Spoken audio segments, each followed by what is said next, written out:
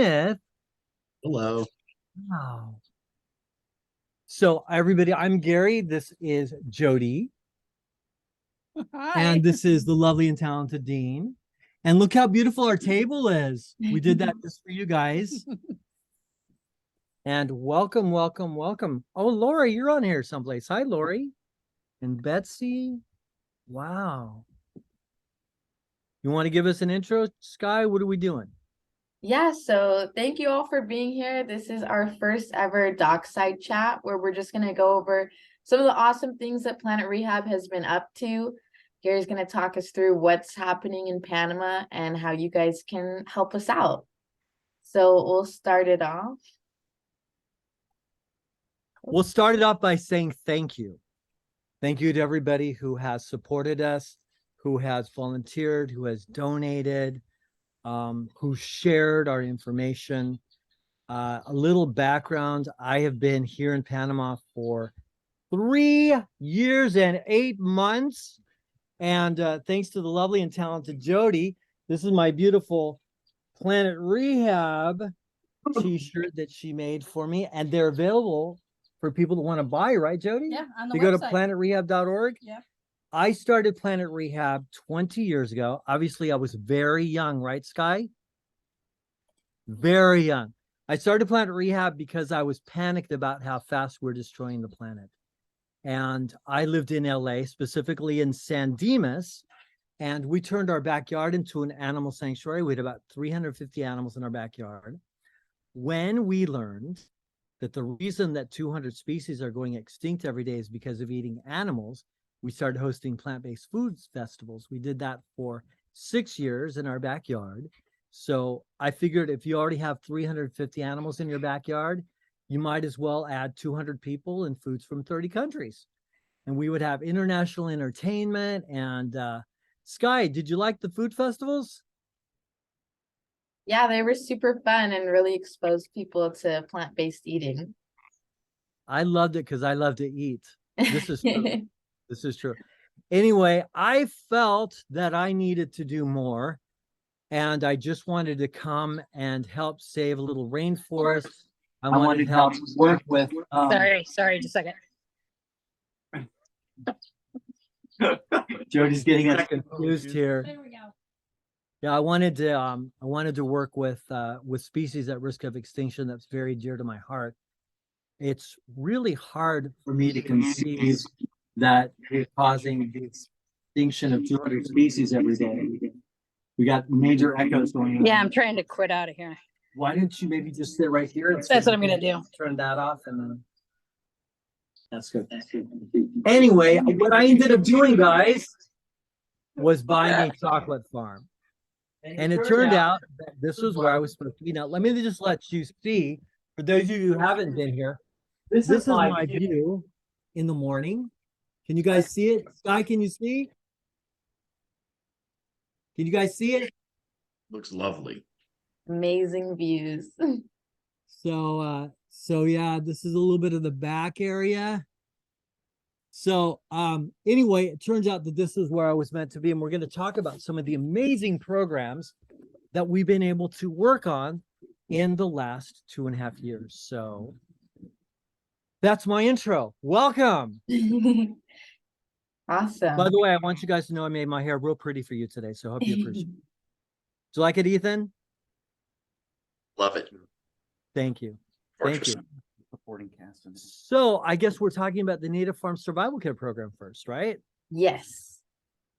When I moved here, I was really shocked to learn that the natives are very unhealthy. So what does this mean? Well, they have huge instances of obesity, diabetes, heart conditions, blood pressure issues, because guess what? We have successfully exported the Western diet. And so instead of living off this beautiful land, of course, I come from LA, the smog capital of the United States. And I thought naively that the natives would be amazingly healthy. And I was pretty devastated to learn that we've exported the Western diet. And so instead of eating off of this beautiful land, they're eating hamburgers and Doritos and so much soda According to floating doctors, they have some of the worst teeth in the world. Then a little thing called COVID happened, and they had no food because they literally do not grow their own food. So this was the inspiration for a program we created called the Native Farm Survival Kit Program, where we started growing hundreds and hundreds of superfoods. We started growing jackfruit. I don't know if you guys have ever heard of jackfruit. It looks a little bit like guanabana. This is guanabana. Can you see how big this is? Jackfruit looks a little bit like this, but a little bit bigger and not quite as spiky. Jackfruit can grow anywhere from 100 to 300 pounds. It is amazing. It has protein. It has all kinds of polyphenols. It's an amazing superfood, and one jackfruit tree can really feed a whole village. So we started growing hundreds of jackfruit trees. We started growing hundreds of what became my new favorite food in the world, biriba, which is a superfood that tastes like lemon meringue pie. We started growing hundreds of marañón curacao, which in English is water apple.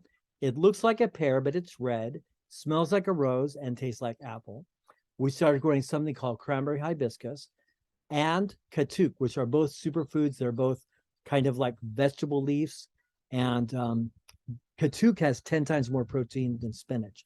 So 2 years and 3 months ago, we had our first big event. We had 26 volunteers come here and 5 boats, and we filled up the boats with all these amazing fruit trees and vegetable plants that we're growing, and we took them to our next door neighbors, which is the Nobe village called Buena Esperanza. We donated them to the community. We talked about how to grow them, and then we had a group cooking class where we made cranberry hibiscus coconut curry katuk, which is an absolute delicious stir fry. Now, I'm really excited to tell you that since that time, we have now done 5 communities. We've taken our Native Farm Survival Kit program to 5 communities, and we are getting ready to do our 6th.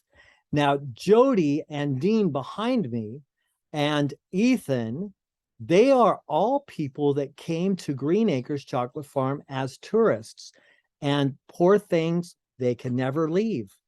They got stuck. They got roped in. I mean, sorry, Ethan, you know, I love you, baby. You know, as a matter of fact, Jody and Dean, I'm not even letting them live in the United States anymore.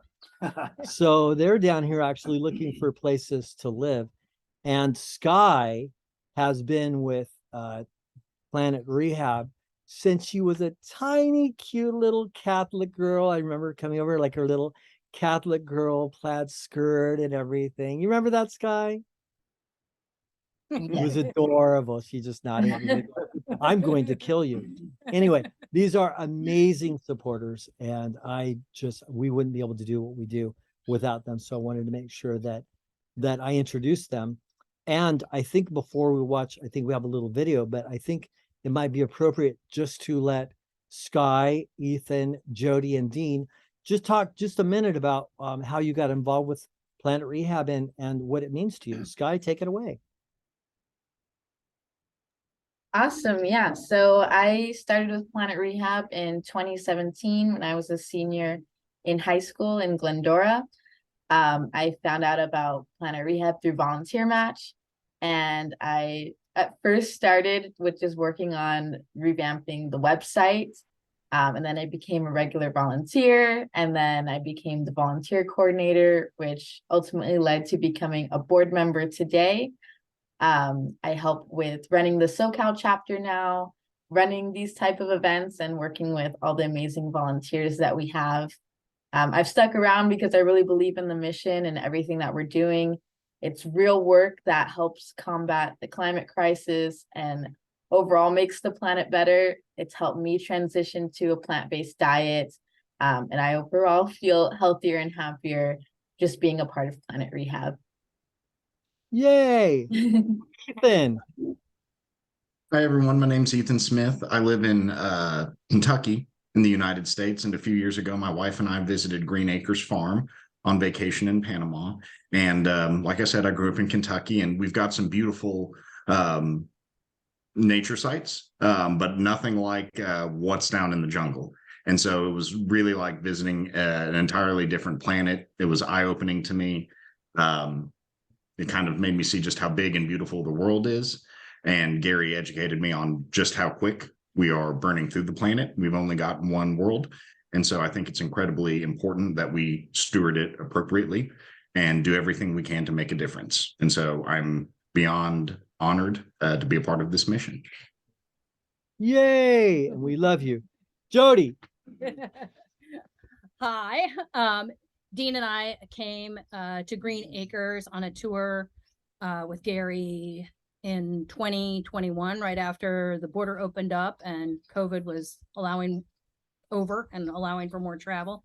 And on the tour, Gary really inspired me to take a look at some small personal things I could do to help combat climate change, and the reality of deforestation and just some of the absolutely horrible things we've done to this planet, and some of the things we can do to put the brakes on. So I stayed in touch with Gary. I brought several groups of friends here for tours, and then started doing some design work for him about a year ago. And so then as things have bloomed, I'm now part of the board and helping out on all kinds of stuff. Yay! And the lovely and talented Dean. By the way, he's wearing a very tasteful skirt. You With can't your see arm it. there, it looks like I'm naked. There you go. Thank you. Well, I mean, I have clothes on. I did say you were wearing a skirt. It's a lovely sarong. But yeah, Jody kind of summarized why we came down and involved, but it just comes down to being able to make a difference where you can and how you can. And we've both gone to pretty much meatless diets. I do have a bacon thing I'm trying to get rid of, but yeah, so I mean, plant-based, we're trying to do things right in small ways, and we feel we can make an impact and make a difference here, starting here, and hopefully bigger impact worldwide. So the moral of the story is be very careful if you come to visit Green Acres Chocolate Farm. You may not be able to leave. Or do come. Oh, there you go. Or- Yeah. yeah. So are you going to play a little video for us? I think this might be at Aldana. A 10-year-old little boy did this video for us. Is there music to it? I think there is.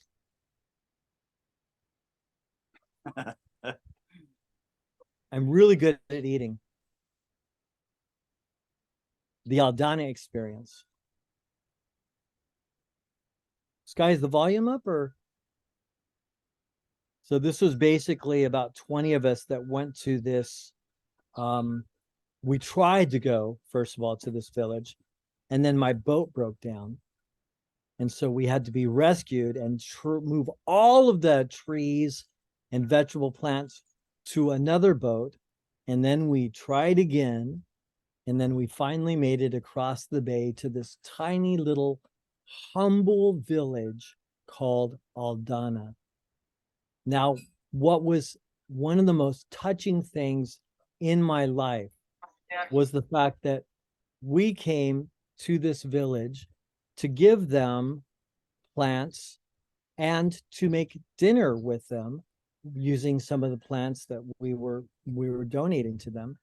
And the lady that is the kind of godmother of everyone, this is a plate. She made food for 20 of us. And I actually started to cry because I couldn't believe they are so impoverished.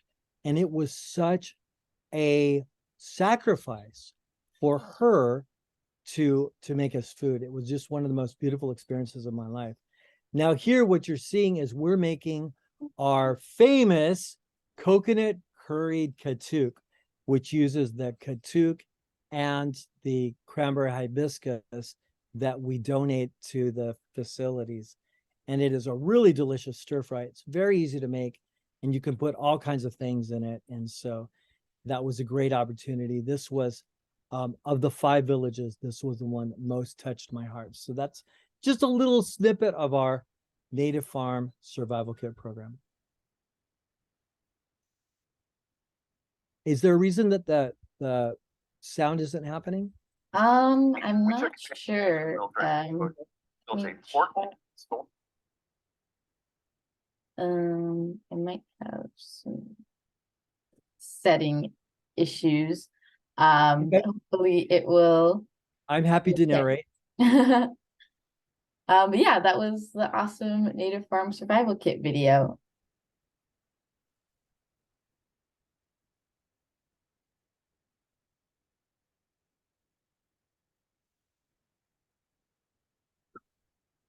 So I have this crazy dream now. As I mentioned, 200 species are going extinct every day. I don't know if that's news to some of the people that are on the call with us, but for me, this was devastating. I have a problem knowing that one animal is suffering, and the concept that today 200 entire species will go extinct is beyond my ability to comprehend. In 2019, on May 6th, the United Nations introduced its first ever biodiversity loss report, where they had 150 scientists working for 3 years. These 150 scientists represented 50 different countries. And they determined that in addition to the 200 species going extinct every day, there's an additional 1 million species at risk of imminent extinction. 500,000 they consider walking dead. I don't think most people know that. And it's a pretty devastating piece of information to hold. Again, the number one reason that 91% of the destruction of the Amazon occurs, which holds more than a third of the species on the planet, is to clear cut to grow crops for animal agriculture. Now, in some parts of the world, they're a lot more advanced when it comes to plant-based eating. Panama, unfortunately, is not one of those. As a matter of fact, to give you an idea of how much of a challenge there is, I have been asked to speak at 2 of the deforestation/reforestation conferences that have been put on by Panama's Department of Ministry of the Environment. And both of those conferences, every single meal, including breakfast, included meat. And so you can imagine how that was the beginning of the topic of my talks. It's like, it's great you guys are doing these conferences. Let's talk about the number one reason that we're destroying rainforests. So my crazy, crazy dream goal is to inspire better care of animals, to inspire better care of rainforests, to inspire better care of our own bodies by inspiring a plant-based diet here in Panama. And we had the first kickoff of that meeting on Earth Day, which was an appropriate day for it. And I'm excited to say that Jody was actually there for that, which was really wonderful. And Jody, you want to just comment on how you felt that meeting went and what was highlights for you? Yeah, I mean, it was very again inspiring. There were all different types of people there with all different backgrounds, local Panamanian folks, expats, people whose interests were different, but then how we all aligned for the same purpose of brainstorming what this campaign is going to be. Yeah, there were artists, there were people in the food industry, chefs, people from other environmental organizations, a couple of folks from the government, from the Ministry of the Environment. No, it was just a terrific day to come together and with a common vision. Yeah. Thank you. for me, the biggest surprise was a gentleman that I invited. I only knew him as the turtle guy.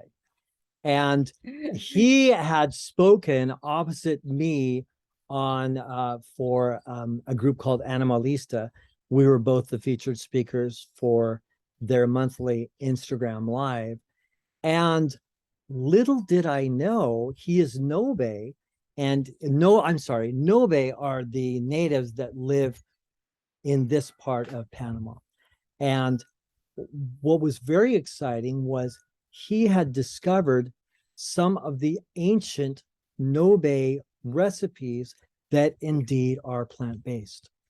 And he, unbeknownst to me, had been working with some of the top chefs in Panama City. Now, Panama City is very different than where we are right now. It's more like New York City. It's just all high rises and business and banking. And so they have really top-notch restaurants.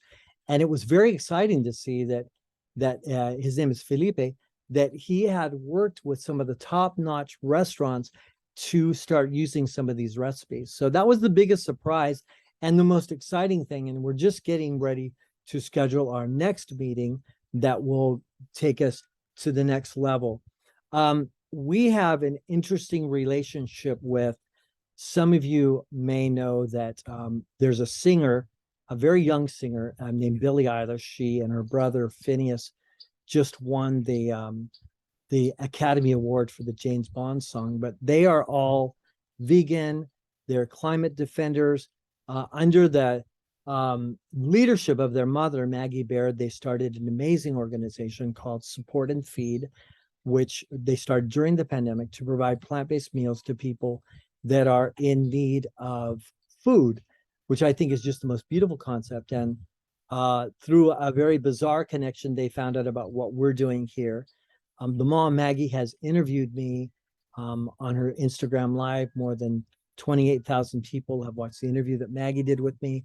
And now I don't have a firm commitment, but Maggie is interested in supporting our campaign of compassion, or a campaña de compasión. What we envision with this campaign is multiple plant-based food festivals throughout the country of Panama. We envision multimedia, songs, commercials, showing the emotions of animals, all very beautiful, nothing tragic, but basically that we are all the same family. And so that's a little bit about our Campaña de Compasión. Are you going to play some of this? I think it's in Spanish, isn't it? Yeah, it is.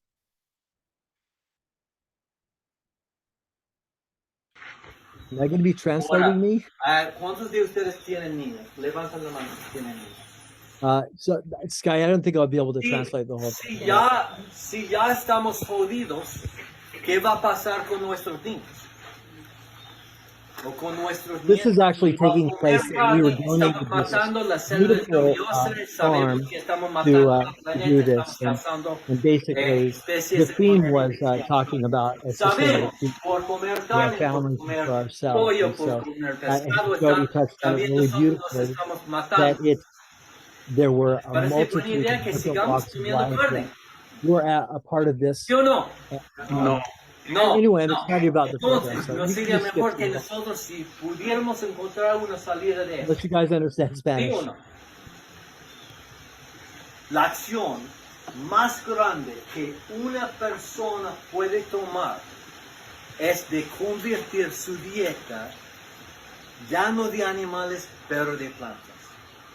So I think that's an important Este part that I made there, and that is that the number one change that an individual can Un make, movimiento the biggest impact that we can personally have, para ayudar al mundo. is Que to change no our diet queremos solo to hablar plant-based de diet. la That's gente the que big, está en el that's, supermercado. from what I've read, that Queremos makes a big solo hablar de impact than if we switch to like a hybrid car or anything else, because there's an immediate impact for the de rainforest. So, arriba anyway, hasta abajo de cómo you want to podemos just cambiar move on to the next guy?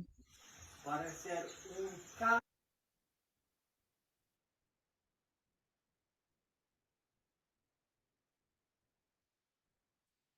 Oh, so I guess we're going to talk a little about the expeditions. Sky, why don't you talk to us about the expeditions? Yeah, so it's been a time in the making, but we are now up and running to welcome everyone to Green Acres. It's an 8-day expedition where you'll get to immerse yourself at Green Acres Chocolate Farm. You'll get to hang out with Gary and see all of our protected rainforest. You'll get to track biodiversity, see our Just One Tree project in effect and all of our amazing almendro trees, get to see all the amazing wildlife, hang out and snorkel with dolphins, go to Monkey Island. And it's honestly, I plan on going in March if anyone wants to come with me. I But want to go. it truly looks like an amazing experience. I myself haven't been able to make it out to Panama, but that's why I'm going in March. I would hope to see what Jody, Dean, and Ethan have experienced. They always tell me great things. Obviously, Gary showed us just a snippet of what his life looks like there. And this video is beautifully made. Thankful for the volunteers that came out to Panama and filmed this with Gary, because it really shows you what you could be doing there. So I'm really excited to go, and you guys should also make the trip there because I've heard it's life-changing, so I'm ready for my life to be changed too. So I'll play the video. Hi, I'm Gary Mitchell, founder of Planet Rehab, and I'd like to invite you to join me on a Planet Rehab environmental expedition. Travel with us to Green Acres, a majestic rainforest on the banks of stunning Dolphin Bay in Bocas del Toro, Panama, which also happens to be an organic chocolate farm.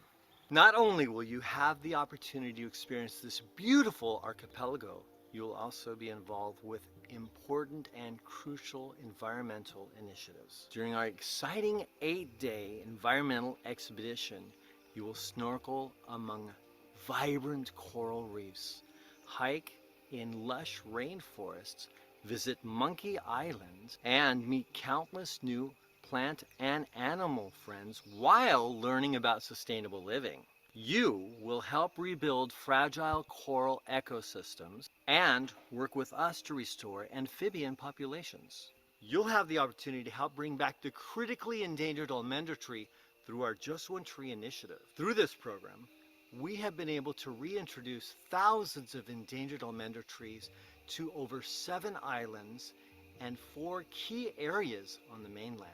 With hundreds if not thousands of species on the property, you will be able to participate in mapping the biodiversity of the rainforest, and you will assist us in developing a food forest utilizing permaculture principles. And finally, you'll see how we grow and produce our delicious organic chocolate sustainably.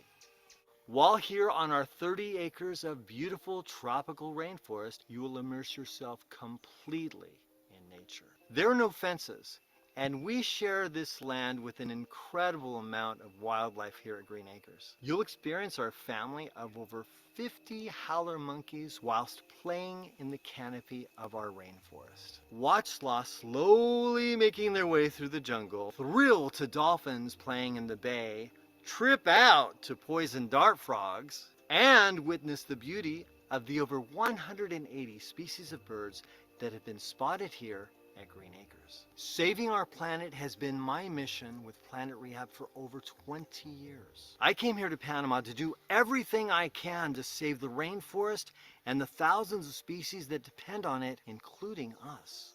I know that I'm exactly where I'm meant to be, and I truly believe in the work that we're doing with Planet Rehab. Humans are currently causing the extinction of 150 to 200 species every single day. It's time to heal the earth, and we need your help. I hope to see you here at one of Planet Rehab's expeditions. I truly believe that we can make a difference.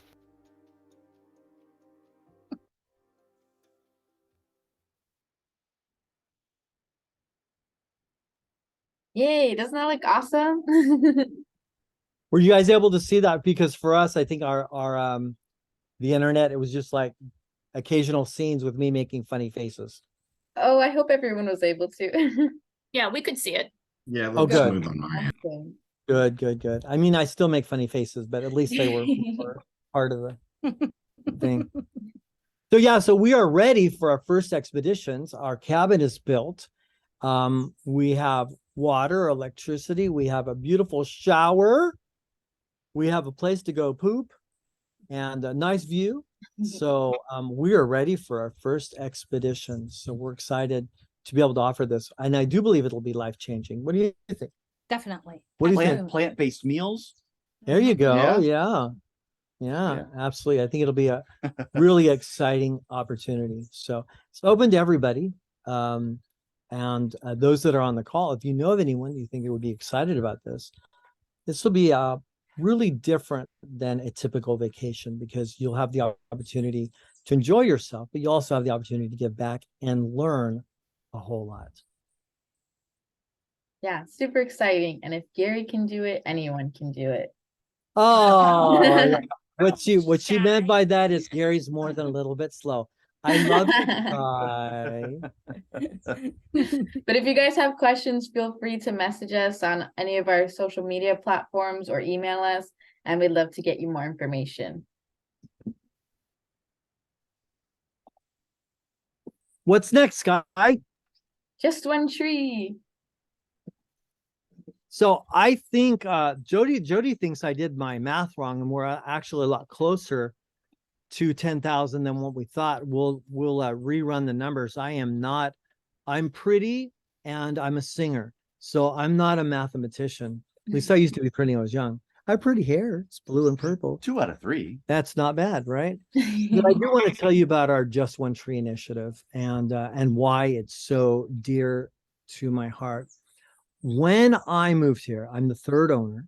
And when I moved here, the owner before me said they had 4 almond trees. And honestly, that did not mean anything to me. I was like, oh, good. And then I was told that someone offered $10,000 to cut down one of the almond trees. And I was like, well, why is that?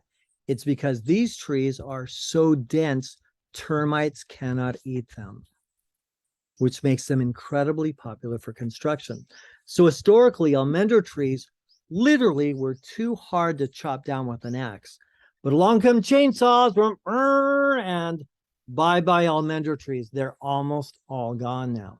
So it was a big deal that we had 4 almond trees here. After I was here for a few months, our 4 almond trees started dropping their little almendro seeds. And pretty soon, the first year, we had more than 1,000 endangered almendro saplings. Since I've been here, the 3.5 years, we've had more than 15,000 endangered saplings, which I'm told is just not even possible, but we have them. And we thought this would be a good tree for reforestation, but we wanted to be sure. We found on Amazon, we found a documentary called Almender, the Tree of Life, where we learned that the almender tree is quite possibly the most important tree in Central America. Why? It's the king of the canopy. It grows 150 feet tall. More than 1,000 organisms depend on a single tree. 16 species of mammals, 19 species of bees, over 100 species of birds, and this guy. Who's this, Jody? The great green macaw. The great green macaw. The great green macaw will only nest in the almender tree, and sadly, there are how many left in the wild, Sky? Not many. Less than 2,000. Yes, there's less than 2,000 of these beautiful parrots left in the wild. So I'm excited to tell you that 2.5 years ago, we started our Just One Tree initiative, and working with other organizations, working with a lot of wonderful volunteers, working with landowners that we certify as forest guardians, we have now planted somewhere between 9,642 and 9,800 something. saplings in 7 islands and 4 areas on our mainland. And this is the beginning, the first step toward our macaw restoration program. Now, the great green macaw at one time called Bocas del Toro home. I believe it hasn't been seen here at least in 100 years. Now, I fortunately have about 45 years of experience working with exotics, including breeding macaws. And so we are just almost ready at 10,000 trees. We will officially launch the Macaw Project, where our goal is to raise $50,000, which will do what? Well, it'll help us to acquire 4 pairs of unrelated macaws from the pet industry, nobody from the wild, and build breeding facilities so that we can breed these amazing macaws and then release them out into the wild in what's called a soft release program, where we'll build a center aviary with the opportunity for them to go in and out until they feel comfortable living on their own.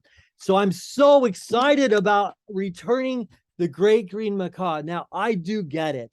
In a world where 200 species are going extinct every day, this isn't that big of a deal. But you know what?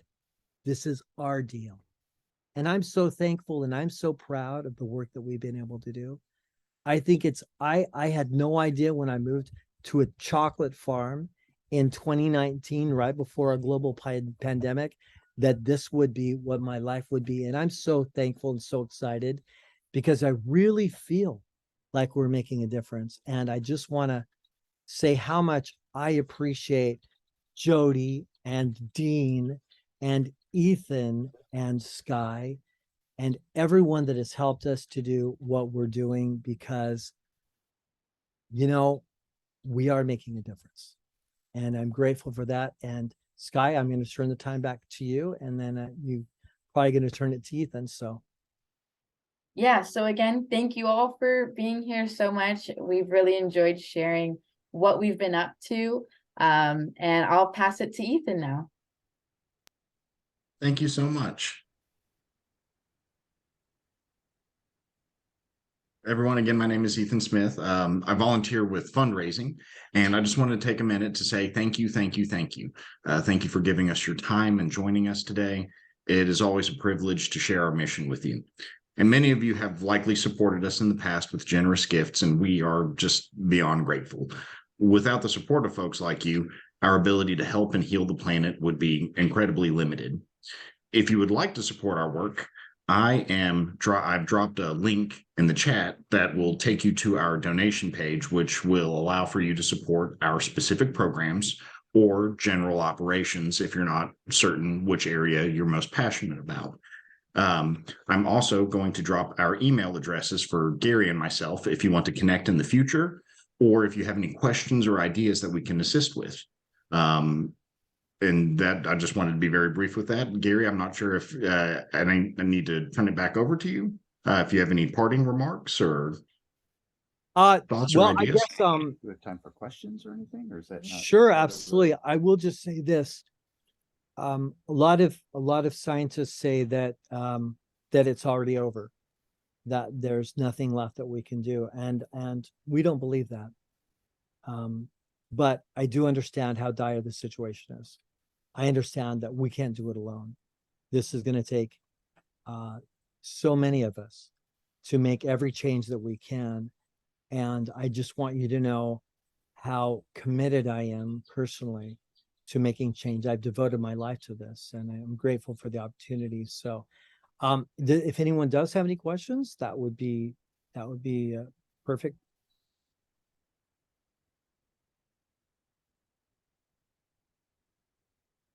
I have one question. I don't want to tread on anyone else who's attending that wants to ask a question, but so you're going to get 4 pairs of macaws.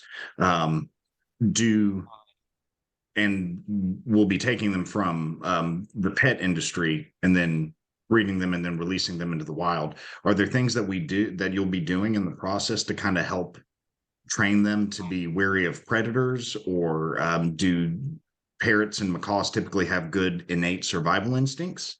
That's a great question.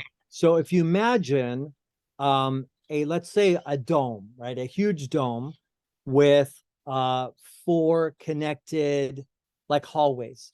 Each of the hallway will be a breeder cage. And then the big connected dome will be where the babies, once they're autonomous, where they will start to learn those survival skills. They are not going to be pets. So automatically, a lot of their instincts will automatically happen. The reason why we're doing a soft release program is once they are ready, what we'll have is we'll have like native foods that they'll learn to forage for and things like that. Now, as far as predators, that's innate. Even in pets, that's innate. Birds, like even the birds that I've rescued, that I raised from babies, anybody that they don't know, they're immediately leery of. So we don't really have to worry about that. What I'm mostly concerned about is teaching them how to forage and how to look for food on their own. And so that's what the big center aviary will be about. Then once they're ready, then that door goes open. So then they can go in and out as they want until they feel comfortable living on their own. Does that kind of answer your question, Ethan? Absolutely. Thank you. Anybody else?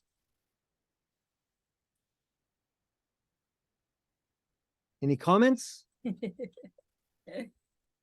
Well, once in a while you will scare the macaws, right? Just to teach them to be more yeah, Weary. just surprise them. I have pictures of Dean that'll go boom. That'll do it. I'm gonna dress up as something I don't think you have to. scary. Just kidding. Yeah, well, thank you all so much for attending. We really appreciate you guys. If you want to keep up with us on social media, feel free to follow us. Jody's been killing it of keeping everyone updated on social media. You can also sign up for our newsletter, which is linked on all of our social media as well, to get monthly updates and updates to more events like this. So thank you all again, and we hope to see you at our next event. Thanks, everybody. Bye. Thank you. Goodbye. Goodbye. Bye. Goodbye. It's really the Jody show.